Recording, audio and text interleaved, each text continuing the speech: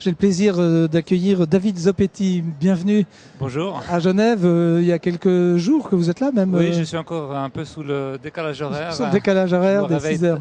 Aux aurores. Oui, et puis ce sera la sieste à 3h30 cet après-midi. C'est pour ça que vous venez ce matin. Vous êtes tombé en amour avec le Japon. Pour quelle raison?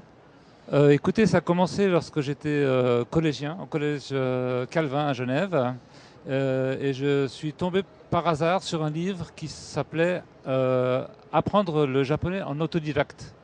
Et je me suis dit, tiens, ça va être quelque chose d'intéressant. Et de fil en aiguille, ça m'a amené à finir mes études universitaires au Japon. Ensuite, j'ai travaillé pendant 7 ans comme réalisateur et reporter pour une des plus grandes chaînes de télévision. En quelle langue alors? En japonais, chaîne de télévision japonaise. J'ai commencé à écrire pour des magazines, pour des journaux. Et pour moi, c'était devenu tellement naturel de m'exprimer en japonais, d'écrire en japonais, que j'ai commencé à écrire des bribes de textes qui sont devenus mon premier roman. Que l'on peut trouver, donc vous avez une traduction que vous avez écrite que j'ai écrit entièrement en japonais bien sûr, qui a été traduit en coréen et en anglais, mais malheureusement pas encore en français, et qui a gagné un prix très important, qui a été nommé pour le prix Akutagawa, qui est l'équivalent du prix Goncourt, et dont on a fait un film. Et à l'époque, on a fait un grand tabac de ça, parce que c'était cet écrivain suisse qui, au nez à la barbe de 1900 auteurs japonais, gagnait ce prix. Et c'est comme ça que j'ai commencé ma carrière d'écrivain suisse, mais en japonais. Oui, alors il y a plusieurs projets qui peuvent vous intéresser. Entre autres, je dirais un mot au Musée des Suisses dans le monde. Il y aurait quelque chose à faire. J'irai vous présenter à Anselme Sourflou qui est sur ce plateau.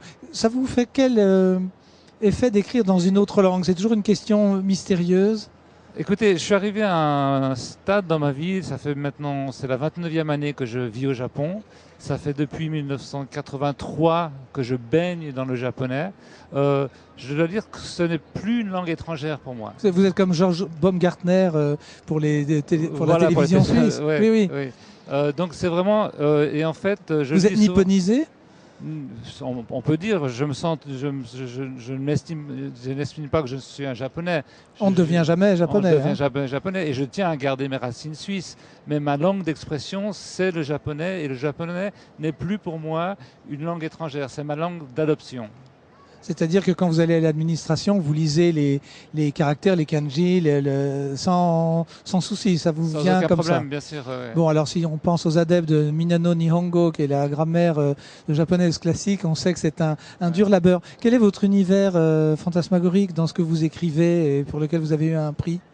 Écoutez, j'écris sur beaucoup de thèmes, et je dirais que le thème principal de mes romans, c'est l'expérience de l'aliénation, ou du déracinement, ou de l'immersion totale dans une culture entièrement différente.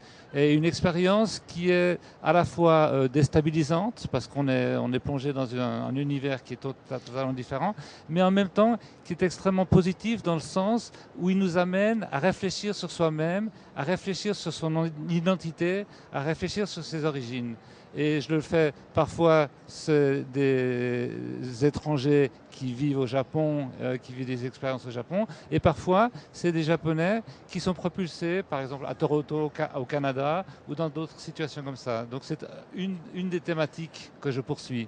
Vous avez un roman en préparation. Là, j'ai lu un entrefilet, vous m'avez dit on n'y est pas encore, mais c'est un autre partage, le partage spirituel. C'est pas une mince affaire non plus. Oui, alors c'est un roman, je dirais pas sur le christianisme au Japon, mais c'est un roman qui est une histoire d'amour entre un jeune chrétien japonais et une étudiante laïque, enfin athée.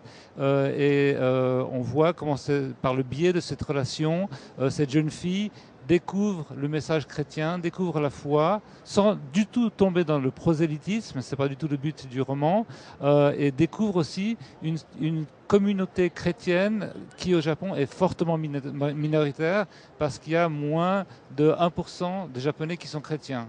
Mais on voit quand même à Tokyo le 1er janvier, quand dans la longue procession qui va au temple Shinto, il y a des chrétiens dont je n'ai pas pu déterminer l'origine, mais qui font un prosélytisme et qui vous donnent des histoires de Jésus. Oui, alors ça c'est pas mon domaine. C'est pas votre domaine, non, on imagine ça. Ouais. Est-ce que vous êtes nipponisé au point que vous êtes rentré, vous avez une famille japonaise Alors oui, écoutez, sans être indiscret, mais non, ma femme est japonaise, mes 2 enfants sont moitié suisses, moitié japonais, mais nous vivons dans une maison occidentale, mais en japonais. La lingua franca de la famille, c'est le japonais. Oui.